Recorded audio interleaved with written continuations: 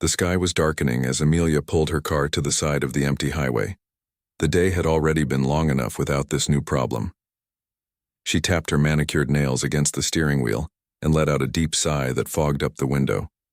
Today had been the biggest day of her career, finally closing the investment deal that would take her tech company from a promising startup to a serious industry player. Now here she was, stranded with a flat tire as the first drops of rain began to hit her windshield. Just perfect, she muttered, reaching for her phone to call roadside assistance. As she scrolled through her contacts, a notification popped up. Her membership had expired last month. Another thing that had slipped through the cracks during the weeks of intense preparation for the investor meeting. Amelia was used to solving problems. At 32, she had built her data security company from nothing, navigating a male-dominated industry with determination and brilliance. But car maintenance had never been her strong suit. She stepped out of her sleek silver sports car, the splurge she'd allowed herself when they'd secured their first major client, and circled around to look at the flat tire.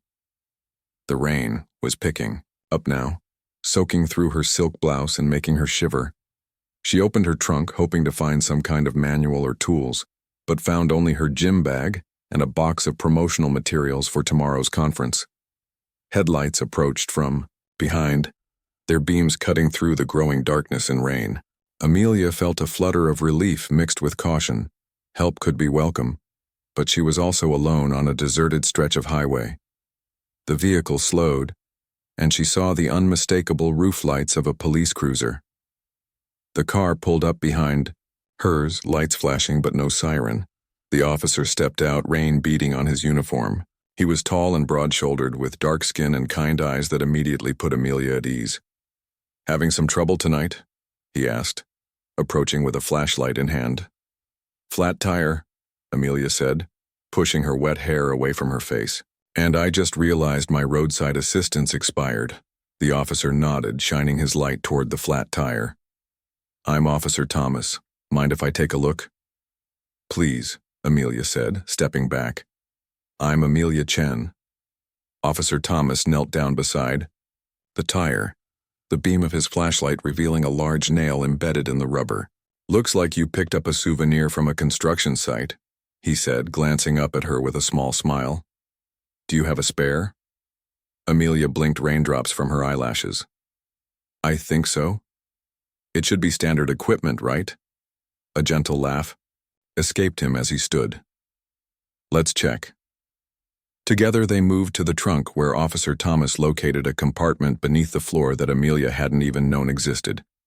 Inside was a compact spare tire and basic tools. "You're in luck," he said. "I can change this for you, get you back on the road in no time." Relief washed over Amelia. "Thank you so much. I really appreciate this."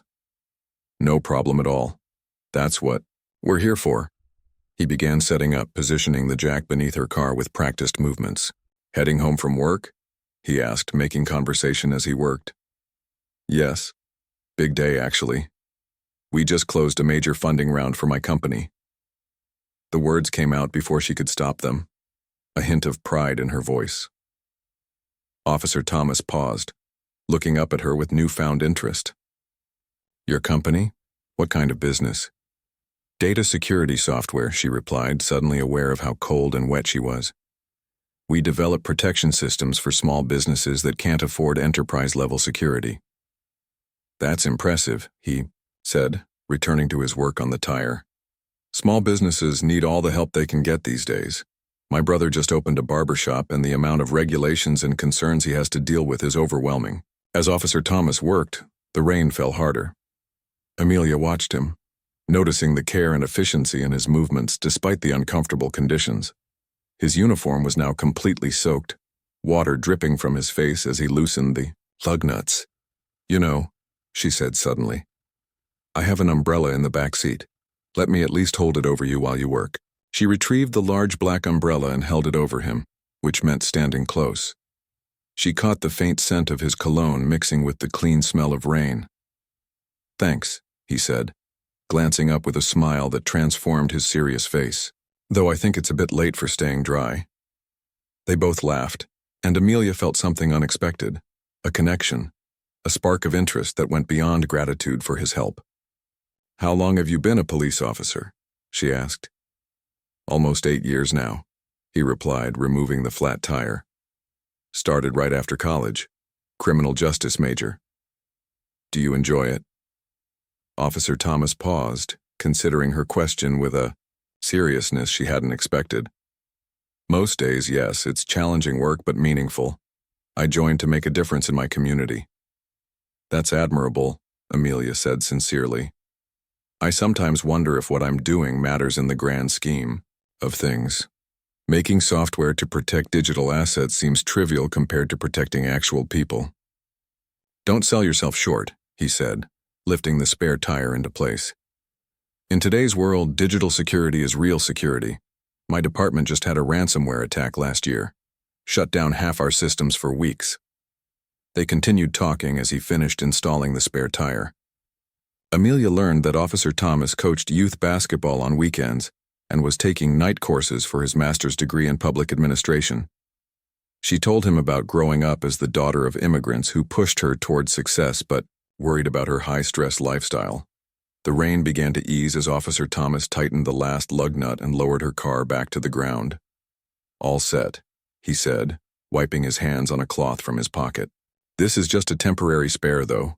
You'll need to get a real replacement soon. Don't go over 50 miles per hour on this one." "Thank you so much," Amelia said, feeling strangely reluctant for this encounter to end. "Can I don't know, make a donation to the police charity fund or something?" Officer Thomas smiled, shaking his head. "No need for that. Just doing my job." "Well, your job made a huge difference for me tonight," she insisted. On impulse, she reached into her purse and pulled out a business card. "If you ever need anything, or if your brother's barber shop could use some cybersecurity advice, please call me."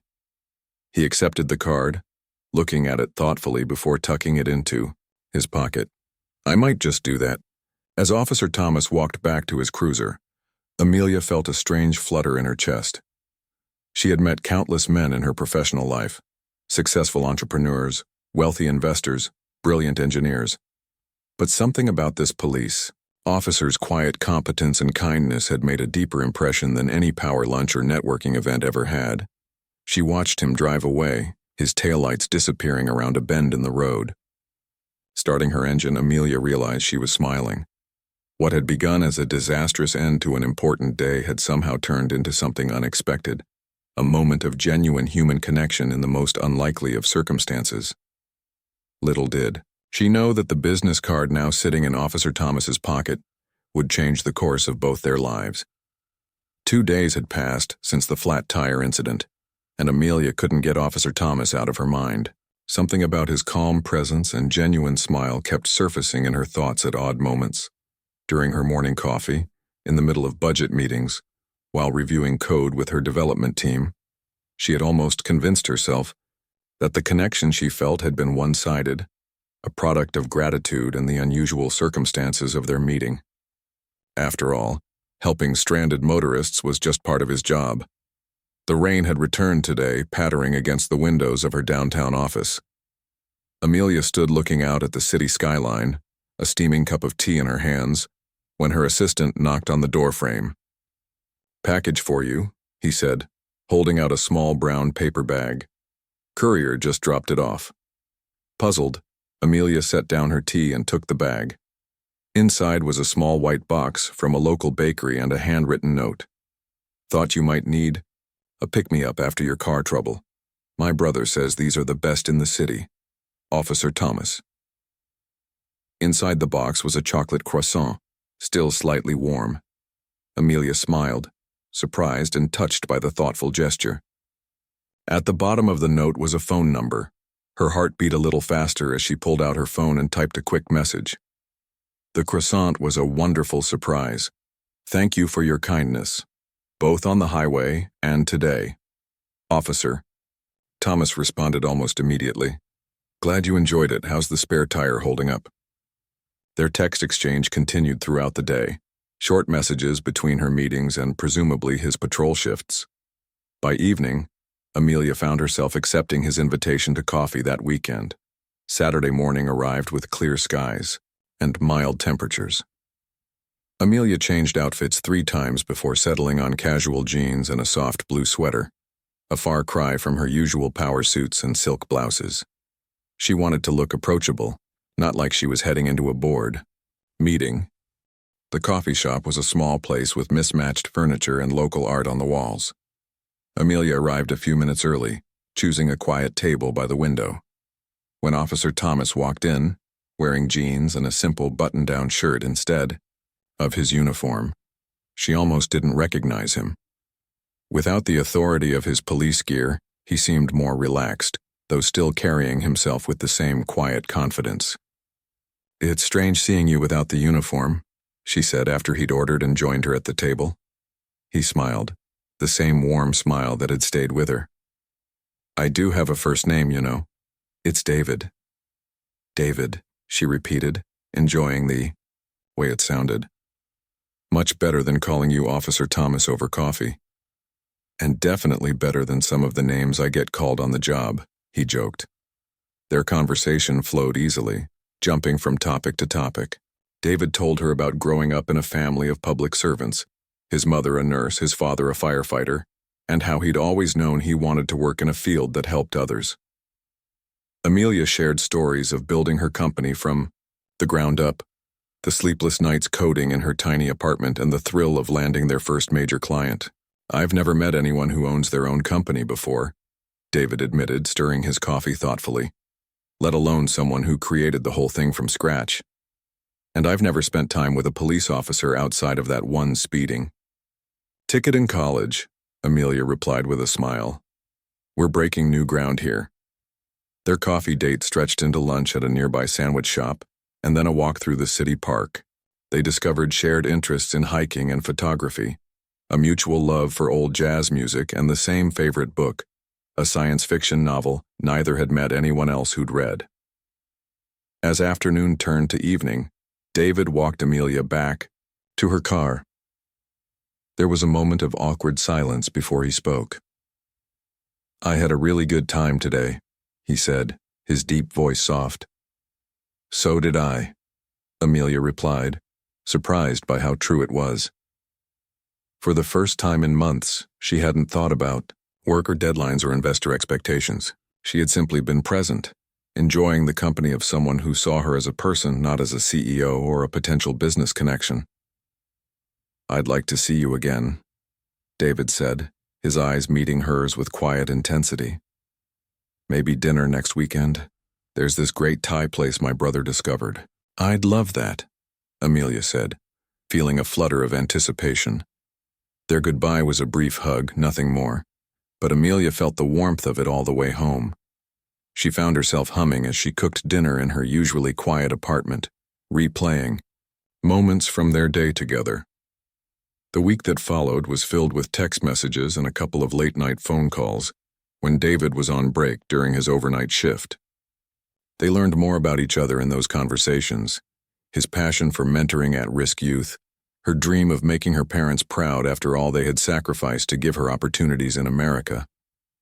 By the time Friday arrived, Amelia was counting the hours until their dinner date. She left work early, a rare occurrence that raised eyebrows among her staff, to have time to prepare. She had just finished applying her makeup when her phone rang. It was David, his voice tight with stress. "Amelia, I'm really sorry, but I have to cancel tonight. There's been an incident and my whole unit is being called in." "Is everything okay?" she asked, concern immediately replacing her disappointment. "Bank robbery downtown, hostage situation." His voice was professional now, the voice of Officer Thomas rather than David. "I don't know how long this will take." "Of course," Amelia said quickly. "Please be careful." "I will." "Rain check?" "Absolutely." After they hung up, Amelia turned on the local news and saw the situation unfolding live. Police cars surrounding a downtown bank. Reporters speculating about the number of hostages inside. Somewhere in that tense scene was David, doing his job, potentially putting himself in danger.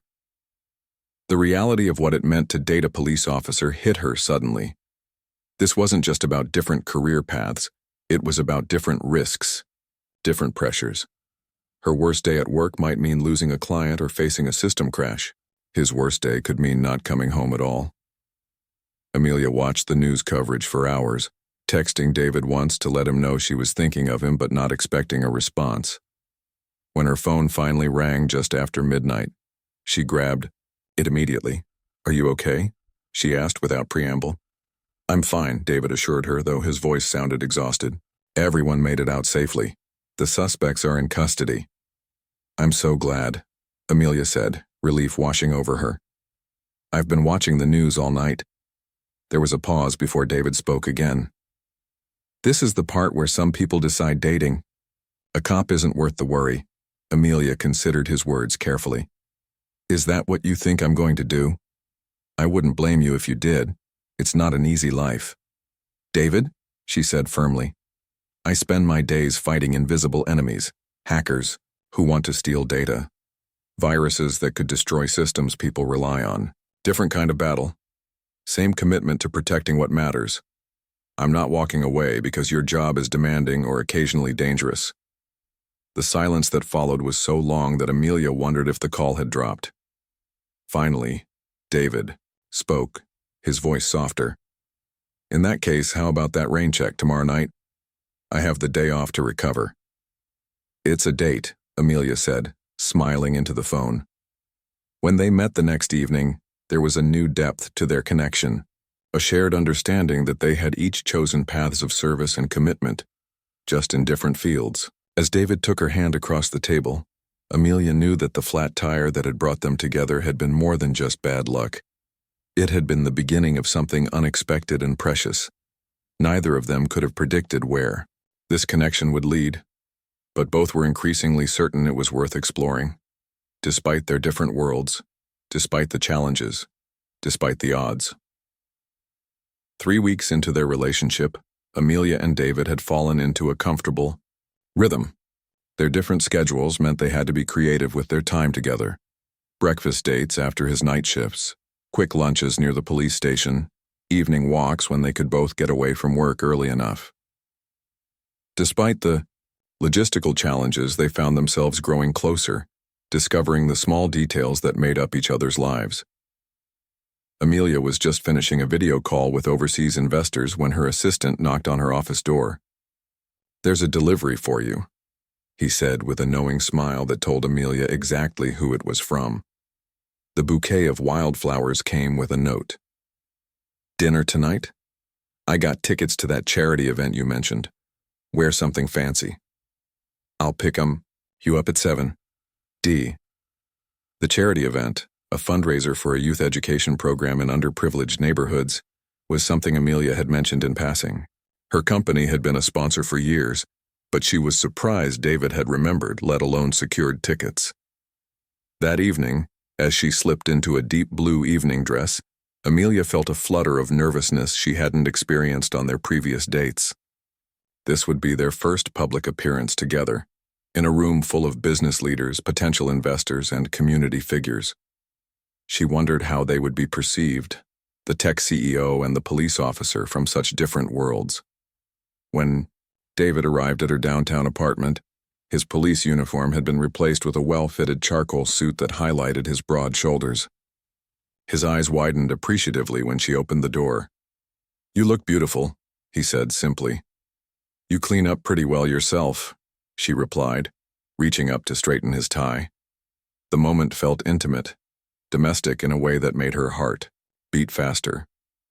The event was held in the grand ballroom of a historic hotel, crystal chandeliers casting a warm glow over the well-dressed crowd. As they entered, Amelia felt the subtle shift in attention, the curious glances and whispered comments. She was used to being noticed at these events. As one of the few female CEOs in the tech industry, she had always stood out, but tonight felt different. "Should we get drinks?" David asked, seemingly unaware of the attention they were drawing. "Sure," she nodded, guiding him toward the bar. They had barely received their glasses when they were approached by Lawrence Bennett, one of Amelia's major investors. "Amelia, wonderful to see you," Lawrence said, kissing her cheek before turning to David with obvious curiosity. "And who is your companion this evening?" "This is David Thomas," Amelia said, placing her hand lightly on David's arm. David, this is Lawrence Bennett, one of our earliest investors. Police Officer Thomas? Lawrence asked, recognition dawning on his face. From the Richardson district? David looked surprised. Yes, that's right.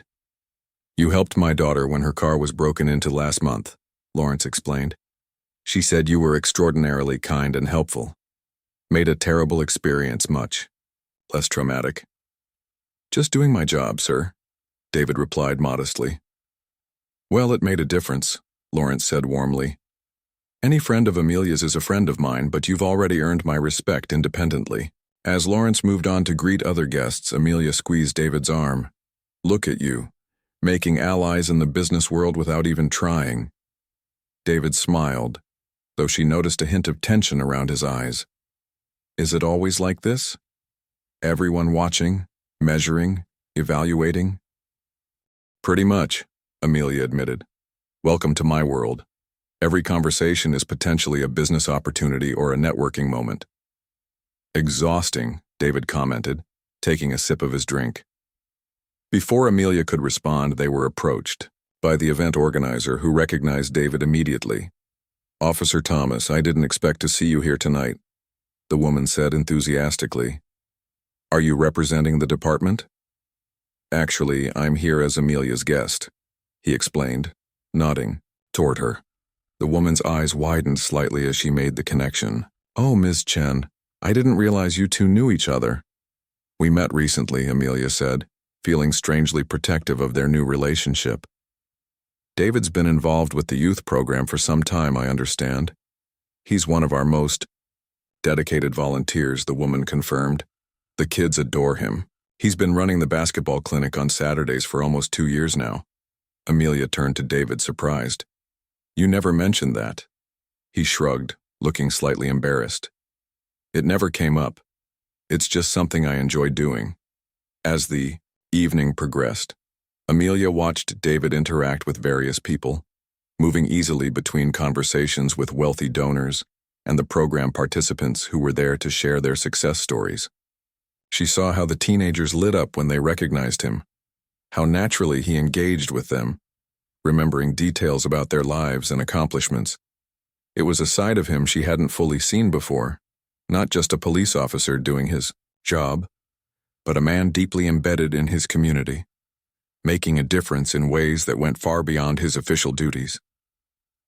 During a quiet moment, as they stood at the edge of the room watching couples dance to the live band, David leaned down to speak softly in her ear. So this is what you do, he said. You move through these rooms, talk to these people, make things happen. Some of it's like that, Amelia agreed, though usually with more technical discussions and fewer evening gowns. You're good at it, he observed. Everyone here respects you. I can see it in how they look at you, how they listen when you speak. It took years to build that, she admitted. Being young and female in tech meant I had to work twice as hard to be taken seriously. David nodded thoughtfully. I understand that more than you might think. Being a black officer comes with its own set of challenges and perceptions to overcome. Their eyes met in a moment of recognition. Two people who had navigated different but equally challenging paths to earn their places in the world. The band began playing a slower song, and David held out his hand. Dance with me? On the dance floor, with David's hand warm against the small of her back, Amelia felt the last of her nervousness fade away.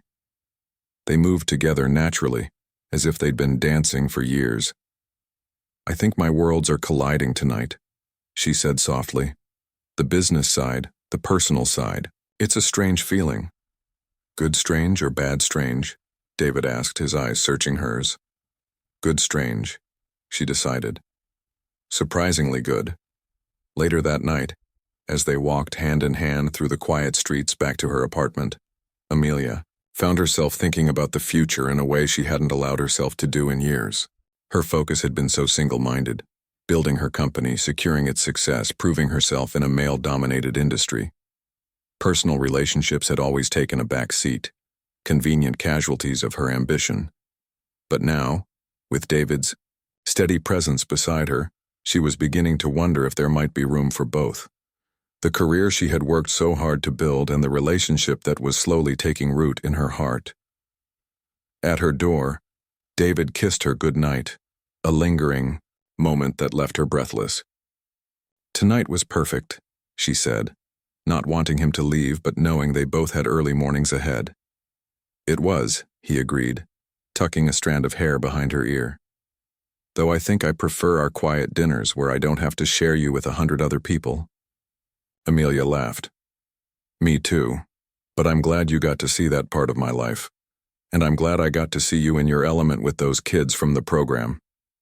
David's expression grew more serious. "Amelia, I need to ask you something. Are you sure about this, about us? Our worlds are pretty different." Tonight made that clear. "Different doesn't mean incompatible," she said firmly. "Besides, I saw more similarities than differences tonight. We both care about making things better, just in different ways. Why? Are you having doubts?" He shook his head, his eyes never leaving hers. "No doubts about how I feel. Just want to make sure we're going into this with our eyes open."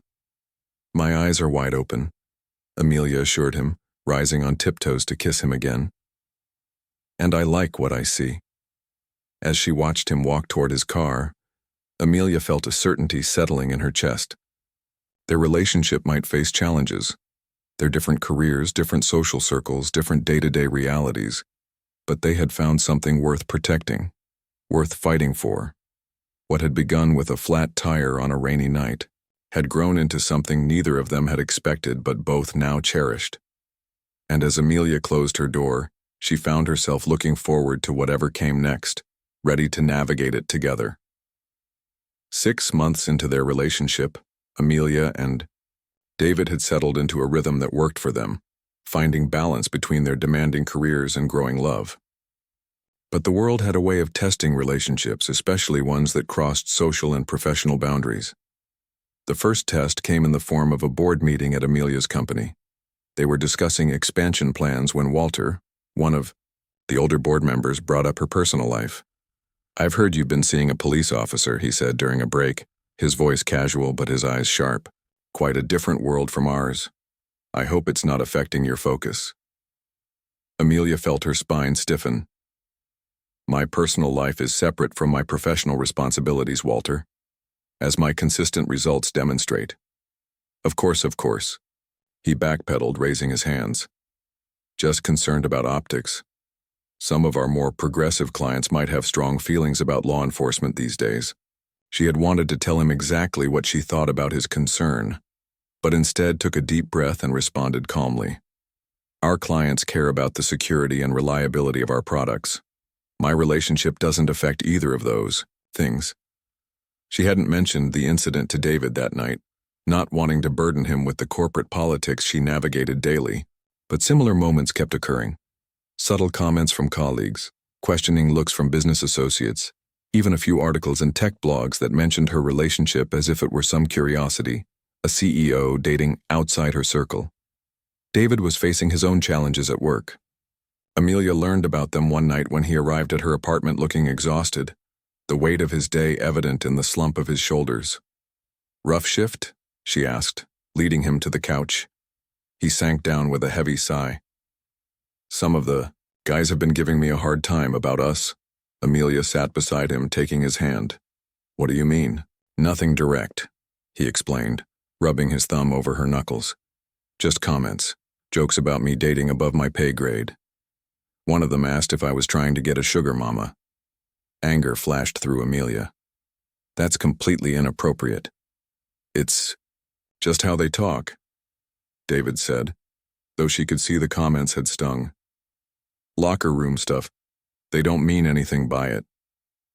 "It doesn't make it okay," she insisted. David pulled her closer. "I know, but it's not worth getting upset about. We knew people might not understand." Their conversation was interrupted by Amelia's phone ringing, a call from her assistant about a potential security breach that required her immediate attention. Work pulled them in separate directions again, as it often did, but the conversation lingered in her mind. The pressures from their respective worlds continued to build. At a police department family picnic, Amelia felt the curious stares of officers' wives and the barely concealed surprise when she was introduced as David's girlfriend. She overheard one woman whisper to another, "I thought she'd be more stuck up," and wasn't sure whether to be amused or offended. David, for his part, attended a tech industry gala as Amelia's plus one and spent most of the evening fielding questions about crime statistics and police procedures rather than being seen as simply her partner. He handled it with grace, but Amelia noticed how he grew quieter as the night wore on, worn down by the constant reminder that he was viewed as an outsider. The real challenge came when their relationship became more public. A photo of them at a restaurant appeared on a local news site's social media page. Nothing scandalous, just the two of them laughing together over dinner. But the comments section quickly filled with opinions. What's a successful businesswoman doing with a cop? Talk about an odd couple. Wonder what her shareholders think about this? He's probably just using her for her money. She's probably just with him to look progressive. Amelia was used to public scrutiny as a female CEO, but seeing their relationship reduced to stereotypes and assumptions hurt in a different way. She closed the browser tab, deciding not to show David, but he had already seen it through colleagues, who sent him the link. That night, they had their first real fight. Not about the comments themselves, but about how to respond to the growing pressure from all sides. Maybe we should be more private, David suggested, pacing her living room. Keep things just between us for a while. So what, hide our relationship? Amelia countered, hurt by the suggestion. I'm not ashamed of being with you. That's not what I meant, he said, running a hand over his face. I just think if we keep things quieter, there's less fuel for people's opinions. We're already pretty low-key, she pointed out. We're not exactly posting our relationship status on social media or doing magazine interviews. We're just living our lives. Living our lives in the spotlight, David corrected. You're a public figure in your industry. I'm a black police officer in a time when that role comes with a lot of baggage. Put those together, and people are going to talk. Amelia moved to stand in front of him, stopping his pacing. Let them talk.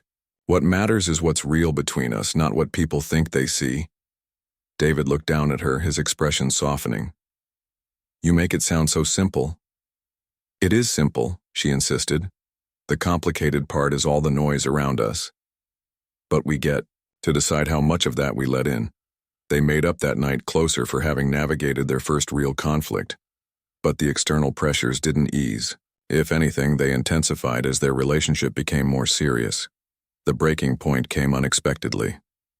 Amelia's company was being considered for a major government contract, and the final decision hinged on a presentation to key officials. She had prepared meticulously, confident in their product and her pitch. The meeting seemed to be going well until one of the officials, an older man with a permanent frown, cleared his throat during the Q&A session. Ms. Chen, while your product certainly has merit, we have some concerns about your personal associations. We understand you're in a relationship with a police officer who has been involved in some controversial situations. Amelia felt as if the air had been sucked from the room. I'm sorry, what does my personal life have to do with our security software? Nothing directly, the man conceded. But government contracts require a certain level of discretion and judgment. Your officer was present at the Reynolds protest last month, which has raised some questions about excessive force. Amelia's mind raced. David had mentioned being called in for crowd control at a protest that had turned chaotic, but there had been no suggestions of misconduct. This was a deliberate mischaracterization, a way to disqualify her company using her relationship as a pretext. Officer Thomas was doing his job as assigned by his superiors, she said, fighting to keep her voice level. No complaints were filed against him or his unit. And more importantly, my personal relationships have no bearing on my company's ability to deliver an exceptional security product. The meeting ended cordially enough, but Amelia knew the damage had been done. She called David immediately, needing to warn him that his name was being used against her professionally. What she didn't expect was his reaction. I'll back off, he said after a long silence. We can take a break, give you space to secure this contract. It means too much to your company.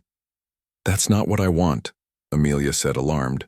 I'm not choosing a contract over you. But maybe you should, David replied, his voice strained. You've worked too hard to let anything stand in your way, especially not a relationship that's only 6 months old. Is that how you see us? She asked, hurt blossoming in her chest. As something temporary that can be set aside when it becomes inconvenient? No, he said quickly. God, no. But I don't want to. Be the reason you lose opportunities you deserve. Amelia stood at her office window, looking out at the city below. If they won't work with my company because of who I love, then I don't want their contract. The word love hung between them, unplanned but undeniably true. Amelia, David said, softly, are you sure? This is your company, your dream. My dream was never to succeed by compromising who I am or what matters to me, she said firmly. We're not backing down. Not from them, not from anyone who thinks they get to have an opinion about us. That evening, they met at the park where they'd had their first real date. Sitting on a bench overlooking the pond, they talked for hours about the realities they faced, the prejudices, the assumptions, the external pressures that wouldn't simply disappear because they wished them away. It's not going to get easier, David said, his arm around her shoulders. People will always have opinions about us crossing these lines, professional, racial, social. Probably, Amelia agreed. But I think we're worth the fight, don't you? David looked at her, really looked at her, as if memorizing her face. I've never wanted anything more in my life. In that moment, facing each other with full awareness of the challenges ahead, they made a choice, not just to continue their relationship, but to stand firmly in it. To refuse to apologize for loving across boundaries others thought should be respected. 2 weeks later, Amelia learned her company had been awarded the government contract after all. The official who had questioned her relationship had been overruled by his colleagues who recognized the superior quality of her product. It was a professional victory, but it felt like a personal one too. Proof that staying true to herself and her relationship hadn't cost her the success she'd worked for. That night, as they celebrated with a quiet dinner at home, Amelia realized something important. The very differences that others saw as obstacles had become their strength. David's perspective helped her see beyond the tech bubble, to remember the real people her products were meant to protect. And her influence had opened doors for his community initiatives, bringing resources to programs that might otherwise have been overlooked. What had begun as an unlikely connection on a rainy highway had grown into a partnership that made them both better, as professionals, as community members, and as people. The road ahead wouldn't be smooth, but they would travel it together, one day at a time. 1 year had passed since that rainy night when a flat tire brought Amelia and David together. In that time, they had weathered storms both personal and professional, learning to navigate their different worlds while building something meaningful together. Amelia's company had grown substantially, securing not just the government contract that had almost cost them their relationship, but several other major clients who valued their innovative approach to data security. David had earned a promotion to detective, his dedication and community connections making him particularly effective at solving cases that required building trust with reluctant witnesses. But their greatest accomplishment wasn't their individual successes. It was the initiative they had created together, bridging their separate worlds in ways neither had imagined possible. The idea had come during one of their late-night conversations, when David was sharing his frustration about the lack of resources for the youth program he volunteered with. These kids are brilliant, he'd said, lying beside her in the darkness of her bedroom. They could do anything if they had the right tools and opportunities, but the program can barely afford basketballs, let alone computers or technical training. Amelia had propped herself up on one elbow, her mind already racing with possibilities. What if we changed that? My company has resources, connections. We could create something, a tech education program specifically for underserved communities. The seed planted that night had grown into Bridge the Gap, an initiative that combined David's community connections and understanding of neighborhood needs with Amelia's technical expertise and business resources. They started small, a weekend workshop teaching basic coding skills to teenagers from David's youth program, but quickly expanded as both interest and support grew. Now, 1 year later, they were preparing for the official launch of their Permanent Learning Center, a converted warehouse space in one of the city's most underserved neighborhoods. The center would offer year-round classes in coding, cybersecurity, and digital entrepreneurship, taught by volunteers from Amelia's company and local colleges. "I still can't believe we pulled this off," Amelia said, standing in the middle of the newly renovated space. Rows of computer stations filled the main room with smaller classrooms and meeting spaces around the perimeter. Natural light streamed through skylights they'd insisted on installing, making the space feel open and welcoming. David squeezed her hand, his expression a mix of pride and amazement. From a conversation in the dark to this, pretty incredible. "We make a good team," she said, leaning against his shoulder. "The best," he agreed, pressing a kiss to the top of her head. The grand opening was scheduled for that evening, with community leaders, potential donors, and most importantly, the first group of program participants all invited to attend. As they went home to change for the event, Amelia felt a nervous energy that rivaled the day she'd pitched her first major investor. "What if no one comes?" she asked David as they drove back to the center, now dressed for the occasion. She in a simple but elegant black dress, he in a suit that made her heart skip, just as it had the first time she'd seen him dressed up. David glanced at her, amused. "The mighty CEO afraid of an empty room? The kids alone will fill the place. They've been talking about nothing else for weeks." "I know," she admitted. "I just want everything to be perfect. This matters more than any product launch." David's expression softened as he reached for her hand. "It already is perfect. Whatever happens tonight, we've created something that will change lives. That's what counts." They arrived early to make final preparations, but already a small crowd had gathered outside. Teenagers from David's basketball program, their families, neighborhood residents curious about the new facility in their community. The official start time approached, the center filled with people. Not just the expected attendees, but representatives from other neighborhoods interested in replicating the program. Tech industry leaders Amelia had worked with over the years, and several of David's fellow officers who had come to show their support. The event began with a ribbon-cutting ceremony, David and Amelia standing side by side with oversized scissors, surrounded by the first class of program participants. As cameras flashed, capturing the moment, Amelia felt a surge of emotion. This was more meaningful than any business milestone she had achieved alone. After the formal speeches and tours, as guests mingled and explored the facility, David pulled Amelia aside into one of the small meeting rooms. "I have something to show you," he said, an unusual nervousness in his voice. "Come with me?" He led her outside to where his car was parked, opening the trunk to reveal a spare tire, a jack, and a red warning triangle. Amelia looked at him confused. "Planning for another flat tire?" David smiled mysteriously. "Something like that. Get in." They drove for about 20 minutes, Amelia increasingly curious as they headed out of the city toward the highway where they'd first met. When David pulled over at almost the exact spot where her car had broken down a year earlier, understanding began to dawn. "What are we doing?" she asked as he came around to open her door. "Commemorating where it all began," he said, taking her hand and leading her to the shoulder of the road. The sun was beginning to set, painting the sky in shades of pink and gold, a stark contrast to the rainy night of their first meeting. David positioned her where her car had been and then walked a few paces away, pretending to approach as he had that night. "Having some trouble, ma'am?" he called out, mimicking their first interaction with a playful smile. Amelia laughed, playing along. "Just a flat tire, and my roadside assistance expired." David closed the distance between them, taking both her hands in his. "You know, when I stopped to help you that night, I had no idea my whole life was about to change." "Neither did I," Amelia said softly. "It's funny how the worst moments can lead to the best things."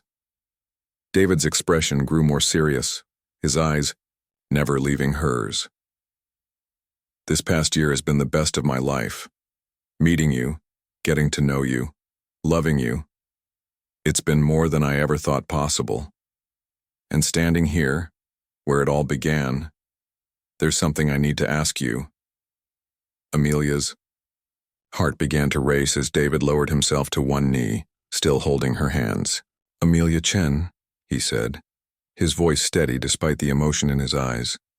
You came into my life because of a flat tire, but you've stayed in it because you've become the most important person in my world. We've faced challenges that would have broken other couples, but they've only made us stronger. I want to keep facing whatever comes next together, the good, the bad, all of it. He reached into his pocket and pulled out a small velvet box, opening it to reveal a ring with a simple but brilliant diamond. Will you marry me? Tears filled Amelia's eyes as joy bubbled up inside her. Yes, she whispered, then louder. Yes. David slipped the ring onto her finger, then stood and pulled her into his arms, lifting her off her feet in his enthusiasm. When he set her down, they were both laughing and crying at the same time, overcome with emotion. I can't believe you brought me back to the exact spot, Amelia said, looking down at the ring sparkling on her finger. I wanted to come full circle, David explained. From strangers meeting by chance to planning a future together, right where it all began. As they drove back toward the city, now officially engaged, Amelia thought about the journey they had taken over the past year. From that first rain-swept meeting to building a program that would impact countless young lives, they had defied expectations and overcome barriers that might have kept them apart.